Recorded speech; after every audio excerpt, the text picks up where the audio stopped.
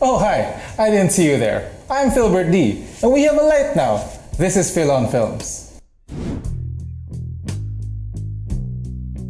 This week, we're reviewing Alone Together, the Lego Movie 2, and the Netflix film Velvet Buzzsaw.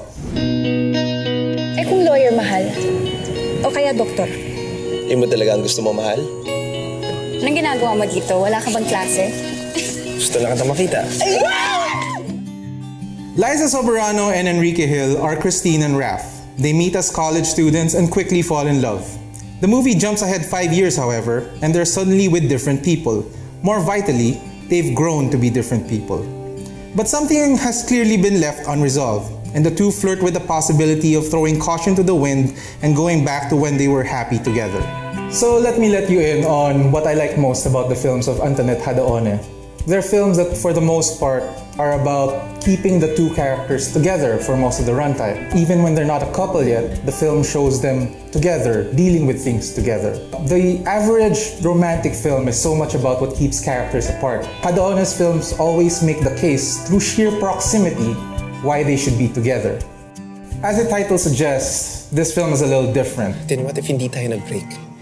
Ralph, kalimutan mo na ako, please. Huwag naman, hindi pwede. Basta, pero tama na. Tin, huwag mo ko iwan. The film breaks them up early and it becomes a lot about what could have been, filtered through the experience of Christine, whose life didn't turn out the way that she wanted. And there are a lot of smart things in here, but it doesn't all add up for me. The film isn't really about a relationship. It's mostly about Christine and the death of her ideals. And that's kind of great, but also at the same time, the film still ties its emotional stakes to their being together. A lot of her development as a character springing from her relationship with Raph. And I don't know how to feel about that. It doesn't feel as strong as it could be.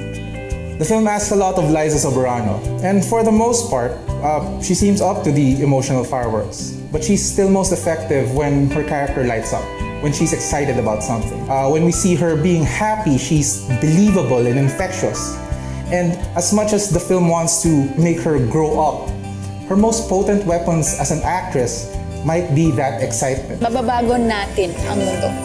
I can see the appeal of the film in general, but I don't think it's wholly successful at conveying the allure of its romance. It's just too much alone and not enough together. 3 stars. Kita naman tayo uli, ah.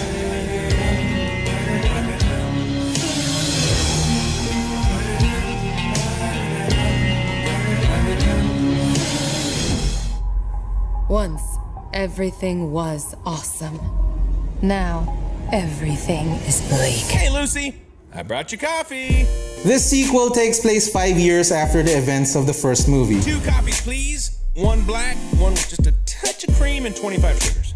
Emmett, still voiced by Chris Pratt, is forced to act more grown-up as he travels to the far-off Sistar system in order to rescue his friends from the alien force that turned their home into a post-apocalyptic wasteland. This is more of the same, but that's not such a bad thing in this case. The first Lego movie was a wonder, and trying to capture its spirit is probably the best approach. Like the first movie, it draws pathos from a meta-narrative that explores the way that people play with Lego. It doesn't fit quite as well, but it holds together for long enough to serve as a platform for the film's many jokes. Who are you? The name's Rex Danger Vest, Galaxy Defending Archaeologist, Cowboy, and Raptor Trainer.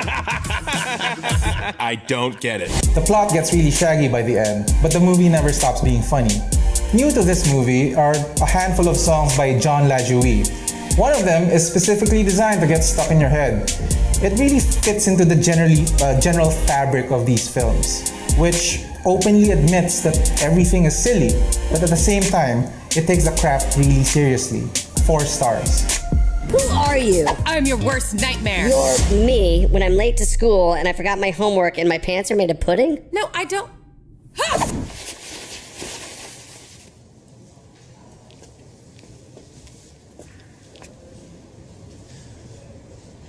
Critique is so limiting and emotionally draining. Velvet Buzzsaw is a satirical look at the world of high art.